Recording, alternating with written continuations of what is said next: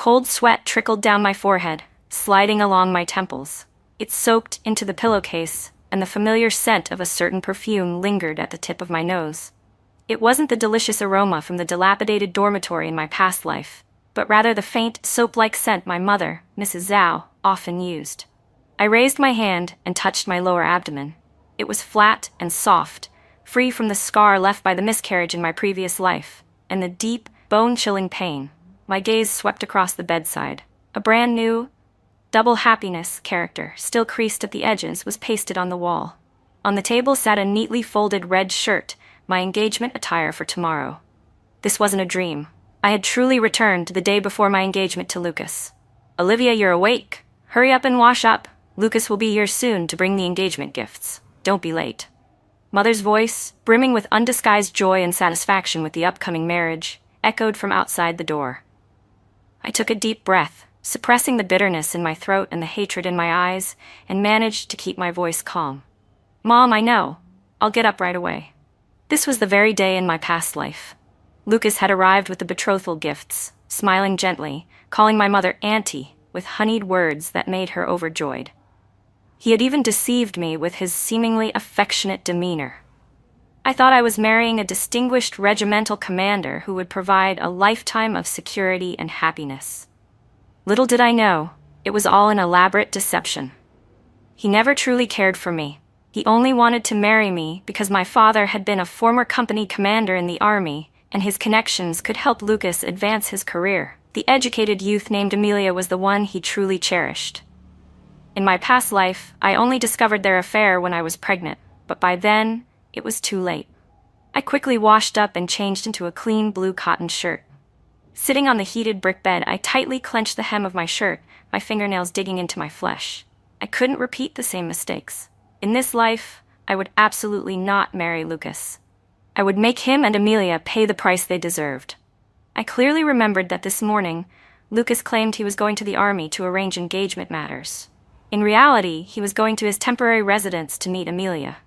That place was a single room allocated to regimental-level officers, not far from the military family compound, and rarely visited. "Olivia, what are you spacing out for? Lucas is here." Mother walked in with a smile, Lucas following behind her. He was in a sharp military uniform, the stars on his epaulets gleaming. His face was handsome, and a perfectly measured smile played on his lips. He carried 2 bags of pastries and a bolt of fabric, appearing warm and reliable.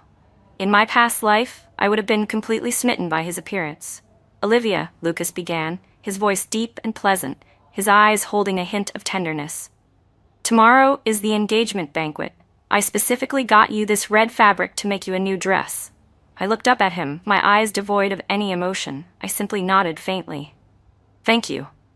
My coolness caused Lucas to pause for a moment, likely surprised by my reaction. Usually I would be shy and joyful when seeing him. He quickly recovered, smiling at my mother. "Auntie, I still have some things to attend to at the barracks. I've arranged everything for the engagement. You and Olivia can just come over tomorrow." "All right, you go ahead and be busy. Don't worry about us." Mother quickly pulled me along. "Olivia, quickly see Lucas off." I followed Lucas out of the house. When we reached the alley entrance, he stopped and turned, reaching out to touch my shoulder. I instinctively dodged. Lucas's hand froze in midair, his brow furrowing. "Olivia, what's wrong? Are you feeling unwell?" "No," I replied calmly, my gaze fixed on him. "Are you really going to the barracks to arrange engagement matters?" Lucas's eyes flickered for a moment, before quickly returning to their gentle demeanor. "Of course. What else would I be doing? Don't worry. I've got everything handled. I won't let you be wronged." "Liar," I scoffed inwardly. His eyes couldn't deceive me. That was the panic of having his secret exposed.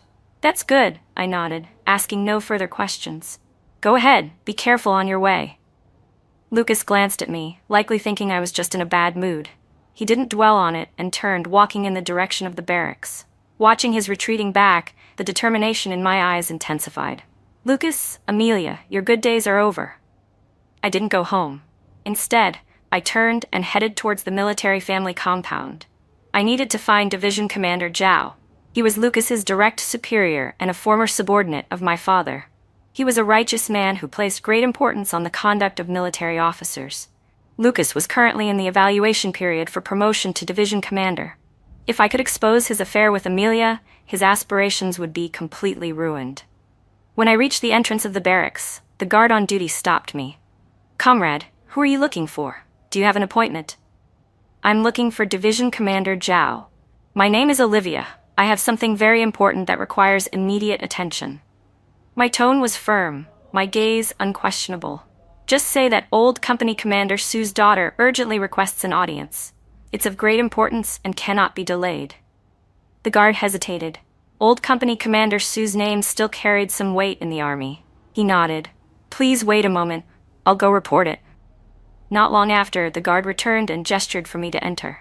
"Comrade, the division commander is asking you in." I took a deep breath, suppressing my nervousness, and followed the guard into the division commander's office.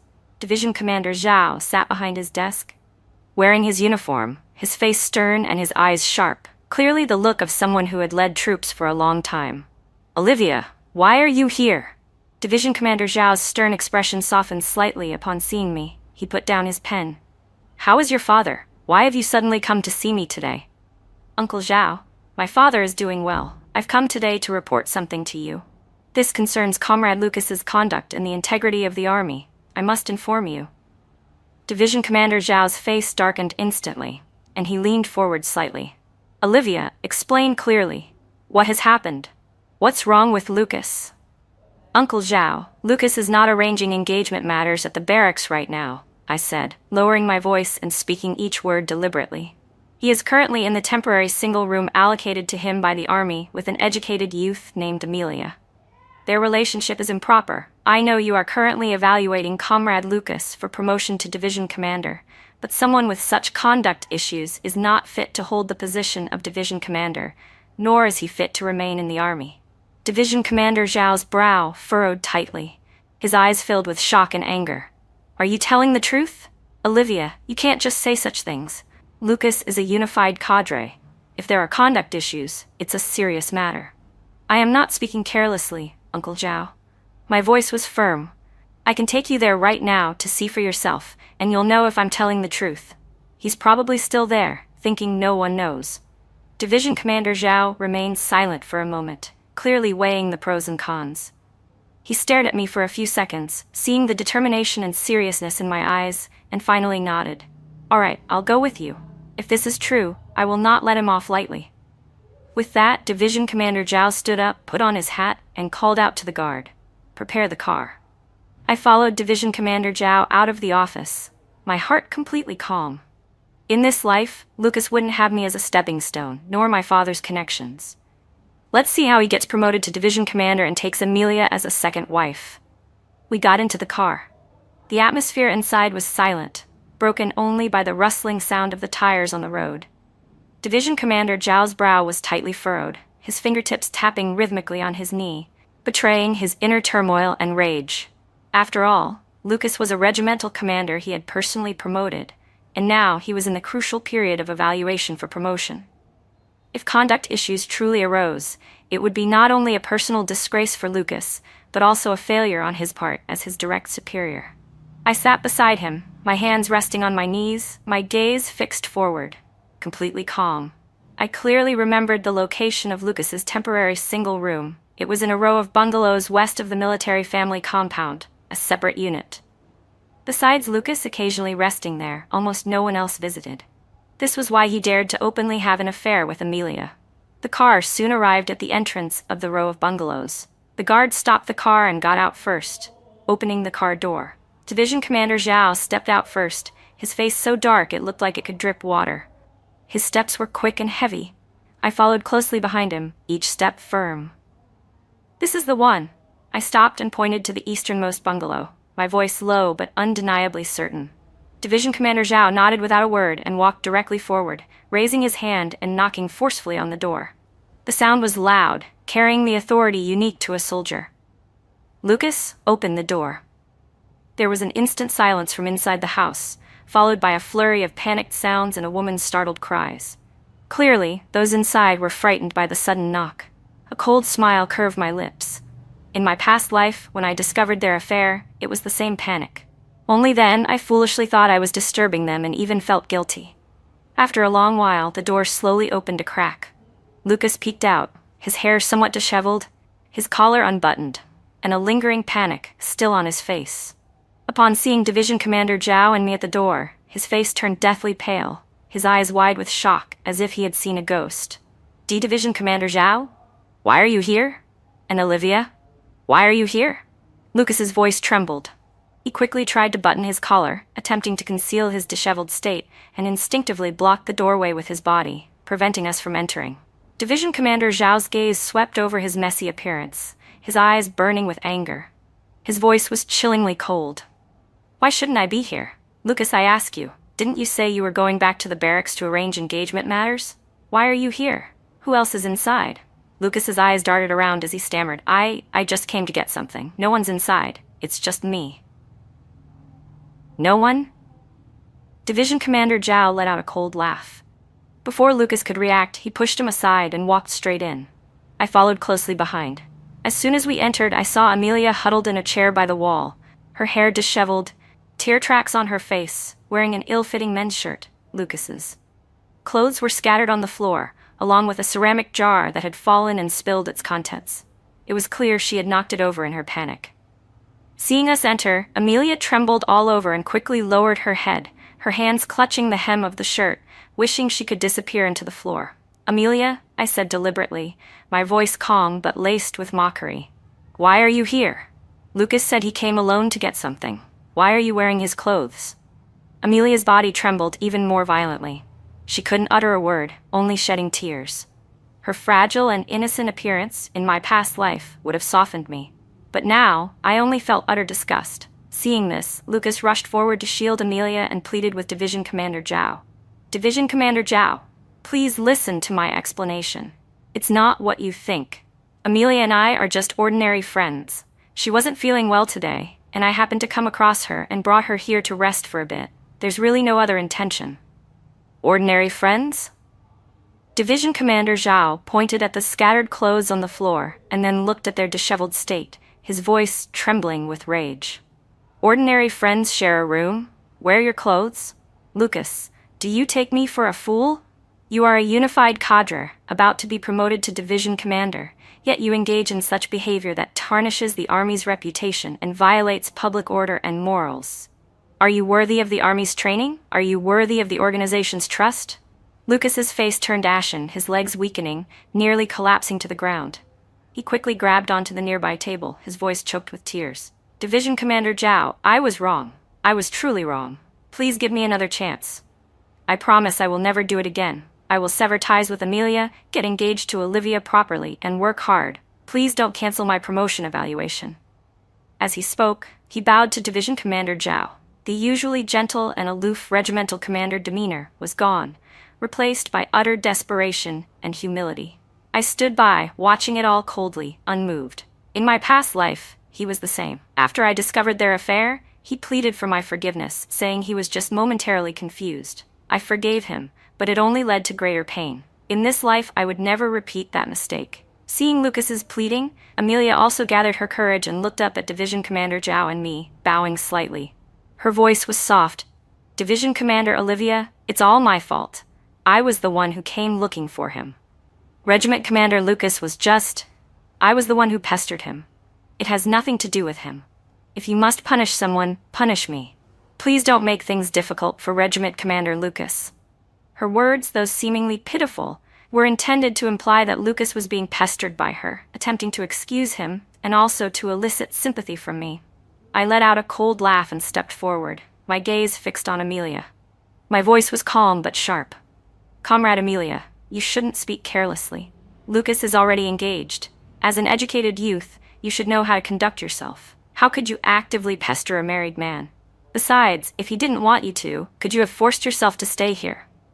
My words hit home, and Amelia's face instantly turned crimson. She could no longer speak, only lowering her head and continuing to cry.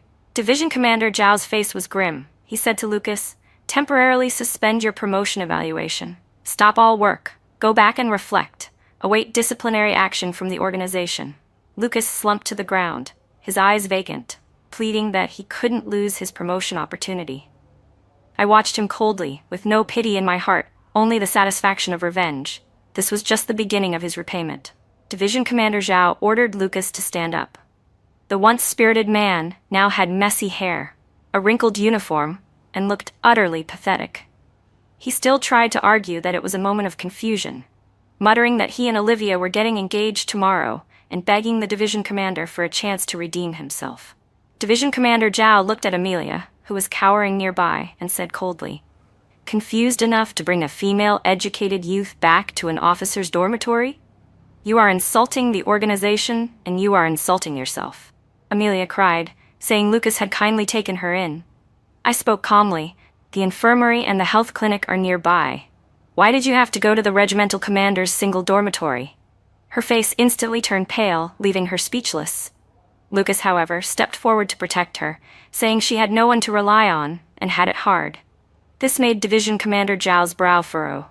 "With the engagement so close, you publicly defend someone else." I looked at Lucas. "If you feel so sorry for her, why did you come to my house to propose and agree to the engagement banquet tomorrow?"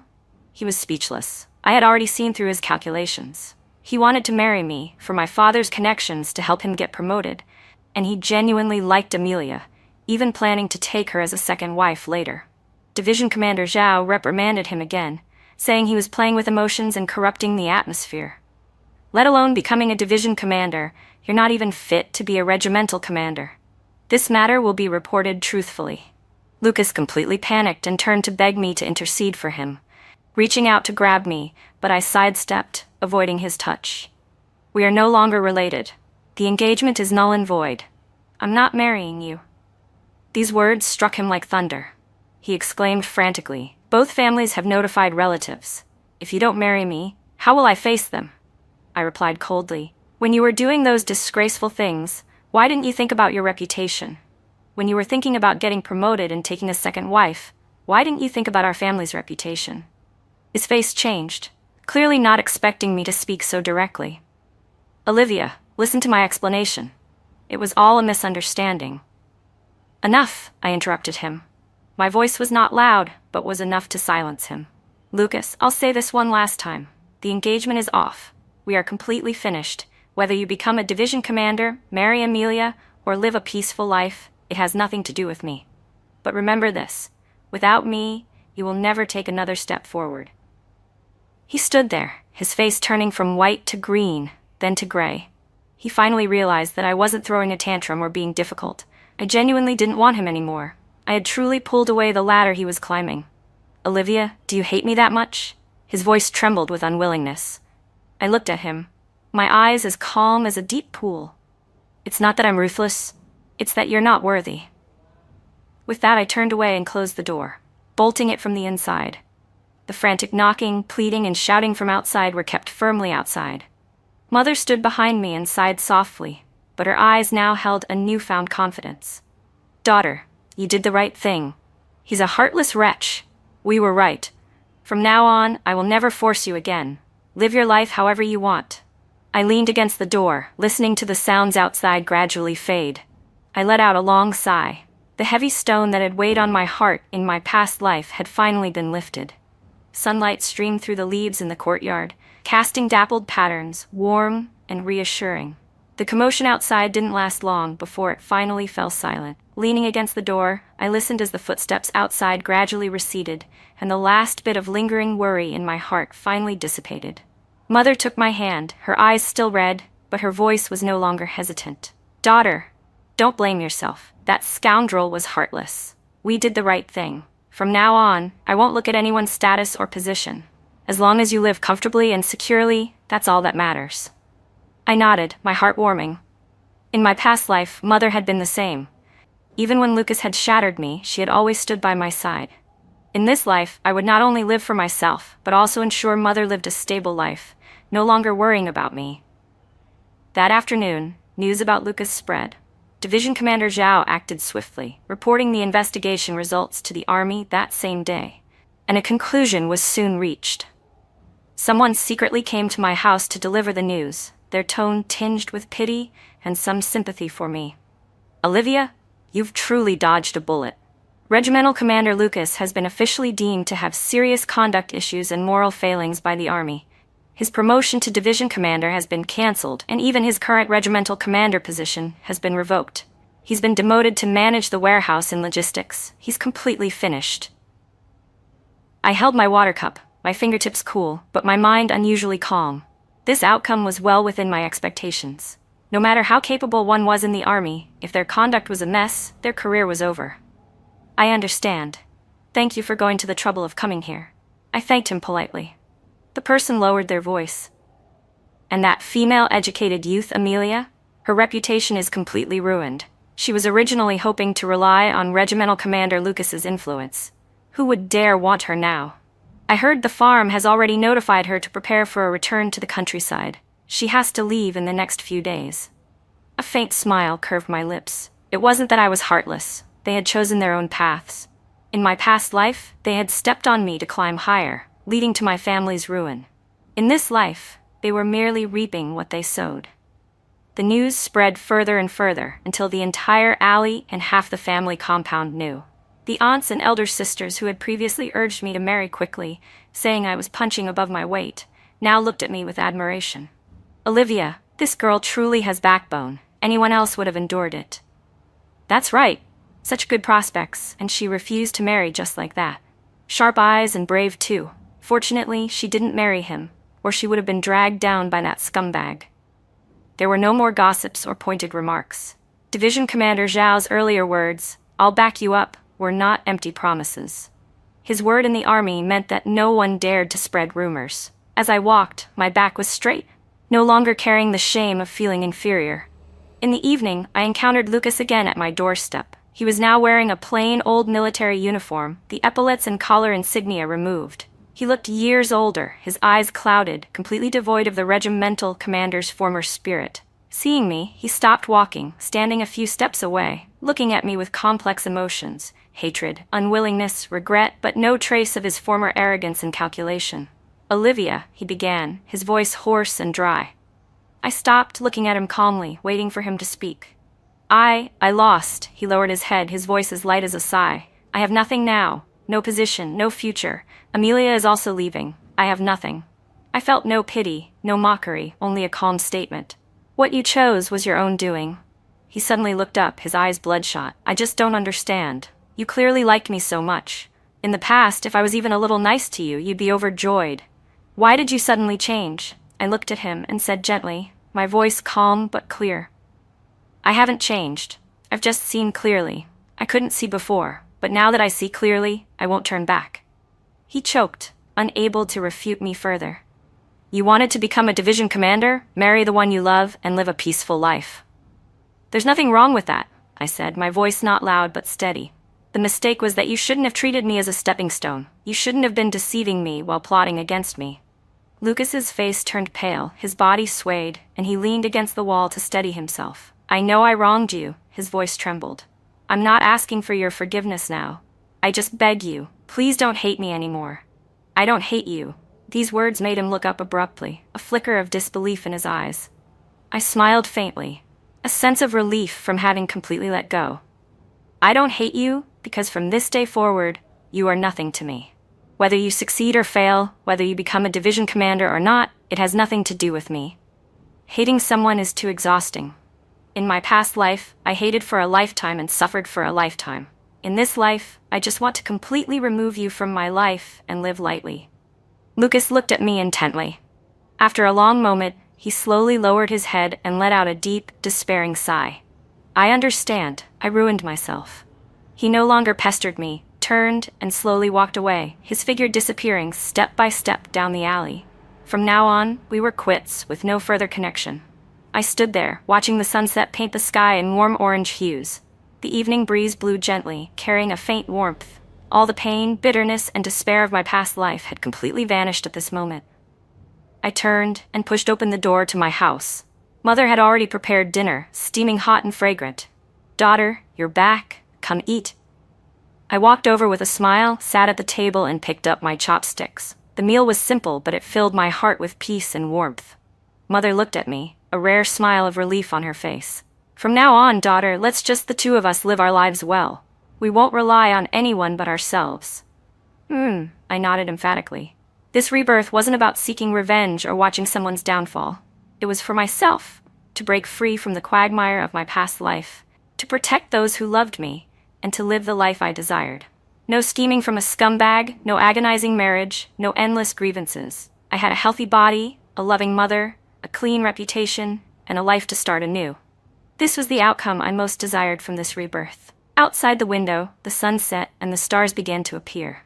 The old chapter had been completely turned, and a new life had just begun. In this life, I would live for no one but myself. Peace, freedom, clarity, and integrity would be enough.